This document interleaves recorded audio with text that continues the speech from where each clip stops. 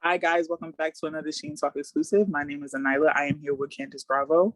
And I just want to say thank you for taking the time out to do this. I'm really excited. How are you? I'm doing good. I'm feeling good. We're 3 days out from our one of our biggest events of the year. So a lot going on, but I'm excited. Oh, that's good. That's good. Okay, well, are you ready to get into these questions? Let's do it. Okay. Can you begin by sharing how you got into this moment in your life? Sure. So I'm a Jersey girl. So after college, Oh, me too. yes. I'm Yes. excited now. Yes. I'm a Jersey girl, South Jersey all day. But I went to school at Rutgers University in New Brunswick, New Jersey. And I went to school for communications. I wanted to be this, power public relations guru in New York City. So after college, I moved to New York City to begin my career in public relations. And that was 10 years ago. And at the time, all of my PR clients wanted to realize their goals by doing experiential events. So I was like, I kind of thought I was going to go into traditional PR, but the way things worked out, all of my clients were wanting to do events at that time. And so that's how I got into planning events. I loved it. And eventually I was asked to come plan special events for a global nonprofit organization. And that is how I made my transition into the nonprofit world. Nice. That is so cool. Congratulations. You've been in the nonprofit sector for some time. What drew you to this field? So I think it's the part about being able to make a change in someone's life is what drew me to nonprofit. Working in the nonprofit industry, there's always a purpose in the work that you do. And that's really important to me, being able to wake up in the morning and know that I'm doing something purposeful that's going to help people. Definitely. I feel that. How has being a part of Susan G. Komen's helped you impact the lives of countless women and men? Well, being a part of Susan G. Komen has helped me to make an impact in the lives of countless women and men by helping them to raise critical dollars that are needed to fund research. So it's research that accelerates the breakthroughs for the most aggressive, deadly forms of breast cancer, along with resources for helping people that are living with metastatic breast cancer and their families. So every 12 minutes, one person is expected to die in the United States from breast cancer. So research is really a top priority for Susan G. Komen in changing those statistics.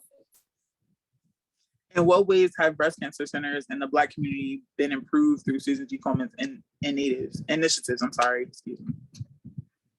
Well, if you didn't know, Black women are more than 40% more likely to die from breast cancer. Really? So with Komen's Health Equity Initiative, it's called Stand for Her, and HER stands for Health Equity Revolution. We're educating the Black community on the risks and the disparities that they're facing. So things like late detection, unequal access to healthcare, they're two of the major factors in those disparities that Komen is working to diligently change. What can we expect next from you in the philanthropic field?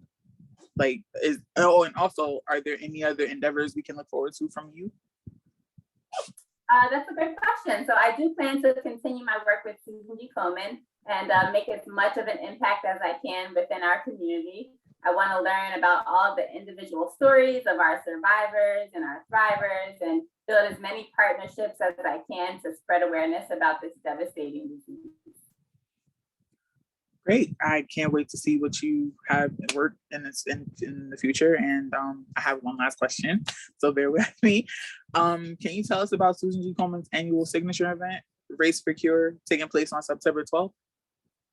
Yes, so that's the big event that I was telling you about that we're 3 days away from. It's happening this Sunday.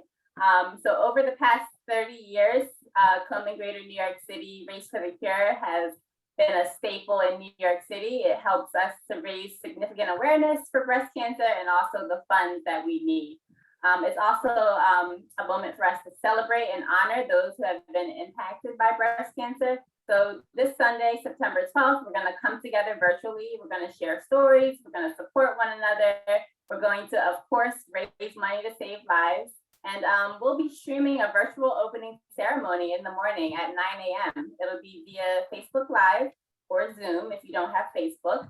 And we're encouraging participants to get outside with their teams or with their loved ones and race or walk wherever they are, and participate in our One Community experience. So all the information about the Race for the Cure this Sunday can be found on our race website. It's komen.org/Greater NYC Race.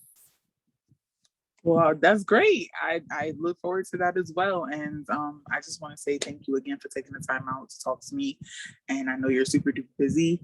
And again, my name is Nyla. I am here with Candance Bravo with another Sheen Talk exclusive. And I think that's a wrap. Thank you so much for having me. No problem. No problem. Okay, I'll just stop recording.